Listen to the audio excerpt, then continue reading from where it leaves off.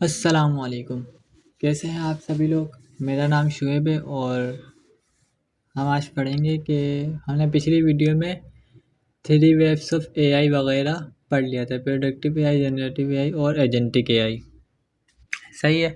अब हम पढ़ेंगे एजेंटिक एआई वी एस अब हम पढ़ेंगे agentic AI versus generative AI. सही है। और हम 3-4 स्लाइडें कवर करेंगे। अभी हम एजेंटिक एआई और जनरेटिव एआई को कंपेयर कर लेते हैं कि मतलब क्या क्या डिफरेंस है। अच्छा, एजेंटिक एआई ना खुद टास्क को परफॉर्म कर रहा होता है, उसको इंसान की ना ज़रूरत नहीं होती, मतलब उसको इंसान की प्रॉम्प्ट की ज़रूरत नहीं होती। वो खुद ही अपने टास्क को काम कर रहा होता है, डिसाइड कर रहा होता है कि कहाँ पे क्या करना है, कैसे करना है, वो एजेंटिक एआई खुद कर रहा होता है। लेकिन जनरेटिव एआई को इंसान की रिक्वायरमेंट होती है कि वो उसको कोई प्रॉम्प्ट दे, फिर वो उससे एक कोई नया कंटेंट क्रिएट करे या उस टास्क को कंप्लीट करे। अच्छा, ये जो जनरेटिव एआई है ना, ये खाली रिस्पॉन्स करता है किस चीज़ का, जो उसको प्रॉम्प्ट दिया गया हो। लेकिन एजेंटिक एआई डेटा को एनालाइज करके डिसीजन लेता है। सही है। और जनरेटिव एआई किस चीज़ के लिए बेहतर है? जनरेटिव एआई कंटेंट क्रिएशन के लिए बेहतर है, क्योंकि ये ना न्यू कंटेंट आता है, अपने पिछले डेटा से क्रिएट न्यू कंटेंट को क्रिएट करता है। सही है। और ये एजेंटिक एआई जो है ये अपना क्या करता है, ये एनालाइज करता है डेटा को। सही है। और जो ये 5-6 चीज़ें देखता है, फिर उसके अंदर जो सबसे बेस्ट जो आंसर होता है, जो डिसीजन लेता है, वो सबसे बेस्ट वाला डिसीजन लेता है ताकि उसका काम कंप्लीट हो जाए। सही है। ये एजेंटिक एआई जनरेटिव एआई का वर्सेस हो गया। अब हम देख लेते हैं एआई फैक्ट्रीज। एआई फैक्ट्रीज क्या होती हैं? एआई फैक्ट्रीज को हम इलेक्ट्रिसिटी प्रोवाइडर, मतलब जहाँ पे इलेक्ट्रिसिटी बनती है, इलेक्ट्रिसिटी क्या इलेक्ट्रिक जो होती है, उस तौर पे देख लेते हैं। अच्छा, इलेक्ट्रिसिटी 24/7 मतलब पूरे हफ्ते ही काम कर रही होती है, मतलब बन रही होती है और हमें प्रोवाइडर होती है। हमारे तकरीबन हर काम के अंदर इलेक्ट्रिसिटी है। अब एआई फैक्ट्रीज क्या है? एआई एजेंट को बनाने वाली एक प्लेटफॉर्म कह सकते हैं हम। सही है। वहाँ पे हमें लैंग्वेज प्रोसेसेस, इमेज क्रिएशन और कॉम्प्लेक्स डेटा एनालाइज करने के लिए हमें एआई एजेंट मिलेंगे। सही है।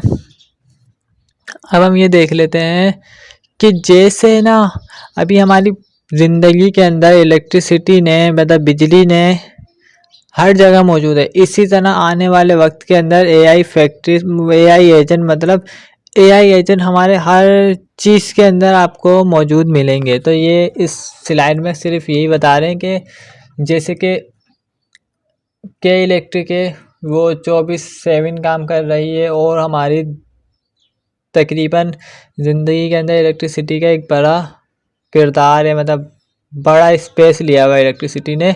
और इसी तरह एआई एजेंट जब आएगा तो उसकी एक फैक्ट्रीज होगी, वहाँ एआई एजेंट बन रहे होंगे और हमें प्रोवाइड हो रहे होंगे, और हमारे साथ हमारे हर काम के अंदर, हमारी ज़िंदगी के अंदर वो मौजूद होंगे एआई एजेंट। सही है। अब हम देख लेते हैं कि ये स्लाइड है, AI agent will replace app. AI agent आएंगे तो हमारी ऐप कैसे रिप्लेस हो जाएंगे। और नीचे लिखा हुआ है your app are on borrowed time, मतलब हमारी जो ऐप है उनका आखिरी टाइम चल रहा है और AI agent on the way. अच्छा, इसका मतलब क्या हुआ? इसका मतलब ये हुआ कि अभी हम जो भी काम कर रहे होते हैं वो अपनी ऐप के, मतलब हमारी बैंक ऐप है उसके अंदर से हम हमारी बैंक ऐप है उसके अंदर से हम पैसे ट्रांसफ़र कर रहे होते हैं, पैसे ले रहे होते हैं, मतलब ट्रांजैक्शन चल रही होती है हमारी ना। अब वो जब एआई एजेंट आ जाएंगे तो वो ऐप की भी ज़रूरत नहीं पड़ेगी। अब वो ऐप रिप्लेस हो जाएगी किससे? एआई एजेंट से। मतलब एक ऐप होगी, ऐप समझ लेते हैं हम कि एक ऐप होगी। सही है। वो हमारा एआई एजेंट होगा, उसको हम जो टास्क देंगे वो उसको कंप्लीट करेगा। सही है।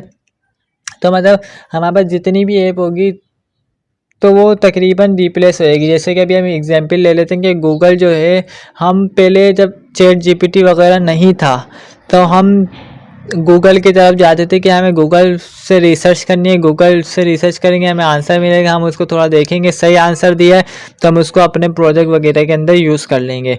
अब लेकिन अब हुआ क्या है, अब हुआ ये है कि जब चैट जीपीटी आ गया है तो हमें अब गूगल की तरफ बहुत कम जा रहे होते हैं, मतलब जा तो रहे होते हैं लेकिन कम जा रहे होते हैं, क्योंकि हमारे पास आ गया है चैट जीपीटी। अब इससे हम कोई सवाल पूछते हैं, अपनी जिस लैंग्वेज में पूछेंगे वो उस लैंग्वेज में जवाब देगा, मतलब वो हमारे साथ फ्रेंडली हो गया। अब हम को जो सवाल देंगे वो हमें जवाब दे देगा, तो हमें गूगल की तरफ जाने की ज़रूरत बहुत कम पड़ जाती है। सही है। इसी तरह एप्स भी आ जाएंगी, जो कोई बैंक का काम कर रहा होगा, कोई किसी चीज़ का काम कर रहा होगा, ऐसे हमारी ऐप रिप्लेस हो जाएगी। टूल कॉलिंग एक ऐसी एआई टेक्नोलॉजी है जो एआई एजेंट को ये कैपेबिलिटीज़ देती है कि वो अपनी कैपेबिलिटीज़ के अलावा, अपने बिल्ट इन कैपेबिलिटीज़ के अलावा भी काम कर सके। इसका मतलब क्या हुआ, इसका मतलब ये हुआ कि जब एआई एजेंट को कोई टास्क परफॉर्म करना होता है तो वो अपने एक्सटर्नल टूल या एपीआईज का यूज़ कर सकता है उस टास्क को परफॉर्म करने के लिए। सही है। अब एआई एजेंट जो है एक नॉर्मल एआई को सिर्फ वहीं तक ही सिर्फ वहीं तक ही काम कर सकता है जहाँ तक उसको सिखाया गया हो, मतलब उसको जहाँ तक ट्रेन किया गया हो वो वहीं तक ही काम करेगा। लेकिन अगर उसके साथ टूल कॉलिंग मिल जाए तो वो खुद डिसाइड कर सकता है कि कौन सा टूल या रिसोर्सेज कब उसको यूज़ करनी है किसी टास्क को परफॉर्म करने के लिए। अब एआई एक नॉर्मल एआई था, वो सिर्फ वहीं तक काम कर सकता था जहाँ तक उसको ट्रेन किया गया हो, लेकिन अब टूल कॉलिंग उसके साथ मिल गया। अब वो ये डिसाइड कर सकता है कि कौन सा टूल या रिसोर्सेज कब यूज़ करनी है। अब वो खुद मुख्तार हो गया, और ऐसे एआई एजेंट को जो खुद मुख्तार हो जाए उसको एजेंटिक एआई कहते हैं। एजेंटिक एआई वो क्यों बना है, क्योंकि इसके पीछे टूल कॉलिंग का एक बहुत बड़ा किरदार है। टूल कॉलिंग क्या कर रहा है, टूल कॉलिंग उसको एक्सटर्नल टूल दे रहा है ताकि वो अपनी लिमिट से, अपनी बॉर्डर से बाहर जाकर भी कोई टास्क परफॉर्म कर सके।